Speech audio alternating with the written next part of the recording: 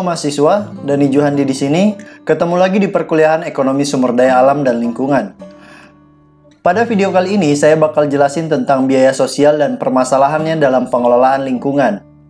Dalam video kali ini bakal saya jelasin ada 5 sub pokok. Yang pertama yaitu tentang sistem harga dan kewajiban. Yang kedua yaitu tentang sistem penentuan harga tanpa kewajiban. Dan yang ketiga yaitu biaya transaksi pasar diperhitungkan. Dan yang keempat yaitu pembatasan secara sah terhadap hak penguasaan. Dan yang kelima yaitu tentang memperkirakan biaya pencemaran. Kita masuk saja yang pertama tentang sistem harga dengan kewajiban membayar kerusakan. Ronald Coase mulai mengajukan analisisnya dengan mengambil contoh yang biasa disetujui oleh para ekonom, yaitu bahwa jika terdapat perusahaan yang menimbulkan kerusakan bagi orang lain, diwajibkan melakukan pembayaran untuk kerugian yang ditimbulkannya dan sistem harga bekerja secara sempurna. Nah, berikutnya contohnya yaitu adalah kaitan antara perusahaan peternakan dan perkebunan sayur mayur yang bekerja berdampingan atau bertetangga, di mana sapi yang dipelihara peternak itu merusak tanaman sayur mayur milik petani tetangganya itu. Kemudian nih, kita anggap bahwa tidak ada pagar yang memisahkan kedua bidang tanah tempat usaha mereka itu. Sehingga meningkatnya jumlah ternak sapi yang dipelihara peternak akan berarti meningkatnya kerusakan tanaman sayur mayur petani itu. Nah, yang menjadi pertanyaan yaitu, apakah peternak akan menambah jumlah ternaknya jika ia diwajibkan untuk membayar biaya kerusakan tanaman sayur? Tentu nih, peternak akan mempertimbangkan antara tambahan biaya termasuk tambahan kerusakan tanaman sayur dan tambahan manfaat yang akan diterimanya. Seperti biasa, jika tambahan biaya yang lebih besar daripada tambahan manfaat atau penerimaan peternak, maka peternak tersebut tidak akan menambah jumlah sapi ternaknya. Nah, itu jelas ya.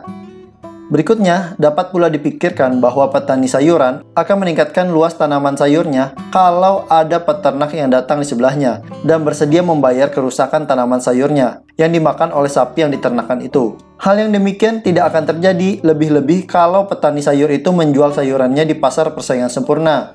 Sehingga tambahan produksi tanaman sayur hanya akan mengurangi keuntungan saja. Berhubung sebelumnya ia sudah berada dalam kedudukan keseimbangan dengan keuntungan yang maksimal. Tetapi nih, keadaan yang baru setelah adanya kerusakan tanaman yang akan menyebabkan si petani menjual lebih sedikit sayuran di pasar dan akan menyebabkan harga sayuran akan naik tentunya. Dan peternak akan mengganti kerusakan tanaman itu sesuai dengan hilangnya nilai sayuran yang rusak. Nah, itulah sedikit kasus antara peternak sapi dengan petani sayur mayur. Berikutnya, Ronald Coase menegaskan bahwa dengan hadirnya peternak di samping petani sayur, tidak berarti akan meningkatkan produksi tanaman sayur oleh petani. Justru, ia berpendapat bahwa hal tersebut akan mengurangi luas areal tanaman sayur. Hal ini dapat terjadi jika untuk suatu luas lahan tertentu, nilai tanaman sayur yang rusak begitu tinggi dan nilai hasil penjualan tanam sayur sisanya menjadi begitu rendah dan lebih rendah daripada biaya penanaman tersebut. Nah, itulah kesimpulan yang diambil oleh Ronald Coase. Jika ada kewajiban terhadap peternak sapi untuk membayar kerusakan yang ditimbulkan oleh sapi ternaknya dan penentuan harga berjalan mulus, maka penurunan nilai produksi di mana saja harus diperhitungkan dalam memperkirakan biaya tambahan karena tambahnya jumlah sapi yang dipelihara. Nah, semua biaya ini akan dibandingkan dengan nilai tambahan produksi daging yang diperoleh dari meningkatnya jumlah ternak dan dengan anggapan adanya persaingan sempurna dalam produksi peternakan sapi. Maka, alokasi faktor produksi dalam sektor ini akan optimal. Namun demikian perlu kita sadari bahwa prosedur yang mengarah pada pembayaran kerusakan tanaman sayuran yang disebabkan oleh sapi ternak itu dan tidak memungkinkan adanya pertambahan penanaman sayur oleh petani. Nah, berikutnya bagaimana kalau seandainya ada kewajiban terhadap peternak sapi untuk membayar kerusakan yang ditimbulkan oleh sapi ternaknya dan penentuan harga berjalan mulus, maka penurunan nilai produksi di mana saja harus diperhitungkan dalam memperkirakan tambahan biaya karena tambahnya jumlah sapi yang dipelihara. Semua biaya ini akan dibandingkan dengan nilai tambah produksi daging yang diperoleh dari meningkatnya jumlah ternak dan dengan anggapan bahwa adanya persaingan sempurna dalam industri ternak sapi. Maka alokasi faktor produksi dalam sektor ini akan optimal. Nah, itulah penjelasannya. Kemudian kita masuk kepada sistem penentuan harga dengan tanpa kewajiban membayar kerusakan. Sekarang kita ambil kasus walaupun penentuan harga jumlah berjalan mulus, tetapi tidak ada kewajiban. Kalau tadi ada kewajiban, ini tidak ada kewajiban terhadap perusahaan yang menimbulkan kerusakan untuk melakukan pembayaran. Sebagai akibatnya, alokasi sumber daya juga tidak berubah, tetapi tetap. Seperti kalau ada kewajiban perusahaan, penimbul kerugian membayar kerugian tersebut. Kembali lagi pada contoh antara peternak dan petani. Kita akan melihat petani sayur menderita rugi yang semakin besar dengan semakin banyaknya jumlah sapi yang diternakan. Dalam hal ini, petani sayur dapat pula berusaha untuk menekan jumlah sapi yang dipelihara peternak agar kerugian yang dideritanya berkurang. Tetapi, sesungguhnya petani tidak akan bersedia membayar untuk menghindari kerusakan tanaman jika peternak tidak mau melakukan pembayaran.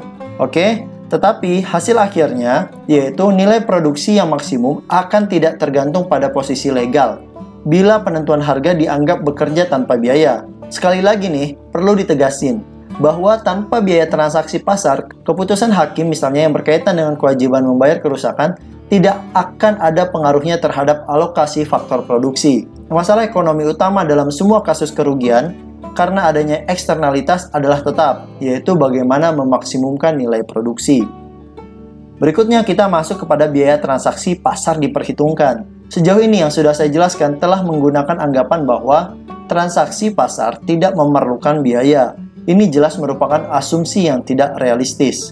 Di sini, agar dapat terjadi transaksi pasar adalah perlu untuk mengetahui dengan siapa transaksi itu akan diadakan. Kemudian memberitahu bahwa seseorang akan melakukan pembayaran. Dilakukan dengan perundingan yang mengarah kepada tawar-menawar, pembuatan kontrak, dan mengadakan penelitian terhadap kontrak tersebut. Pekerja seperti yang digambarkan tersebut jelas sangat membutuhkan biaya yang mahal. Pekerjaan seperti yang digambarkan tersebut jelas sangat membutuhkan biaya yang mahal.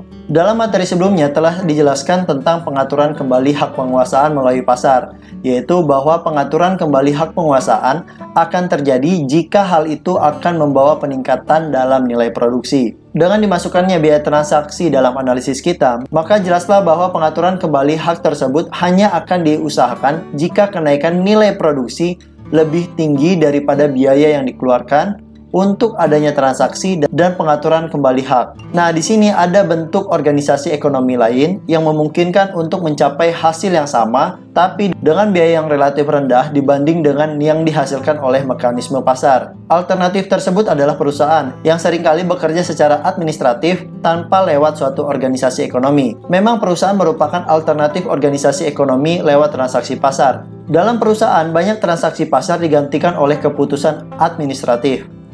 Sebagai misal, seorang pemilik tanah dapat menyerahkan tanahnya yang mempunyai berbagai alternatif penggunaan dan mempertimbangkan kaitannya dengan berbagai dampak yang berkaitan antar berbagai kegiatan. Dalam hal ini, tawar-menawar tidak diperlukan dalam alokasi penggunaan tanah di antara berbagai penggunaan akibat dari keputusan administratif tentang bagaimana penguasaan itu digunakan. Berikutnya kita masuk kepada pembatasan secara sah terhadap hak penguasaan. Jika transaksi pasar tidak membutuhkan biaya, maka hak penguasaan untuk semua pihak seharusnya didefinisikan secara baik dan dampak dari setiap tindakan yang sah akan mudah diketahui. Tapi seperti yang kita ketahui, keadaan sangat berbeda jika transaksi pasar sangat mahal sehingga sangat sulit untuk mengubah pengaturan hak penguasaan yang ditetapkan oleh undang-undang. Dalam hal ini berarti bahwa bidang kehakiman mempengaruhi kegiatan ekonomi. Oleh karena itu, aktivitas kehakiman harus mempertimbangkan dampak ekonomi dari keputusan yang diambilnya. Dalam praktek, memang keputusan pengadilan telah mempertimbangkan aspek ekonomi sebagai akibat keputusan yang dibuat. Jadi, masalah yang kita hadapi dalam kaitannya dengan tindakan-tindakan yang memiliki dampak yang merugikan, bukan hanya bagaimana membatasi tindakan mereka yang menimbulkan kerugian tersebut.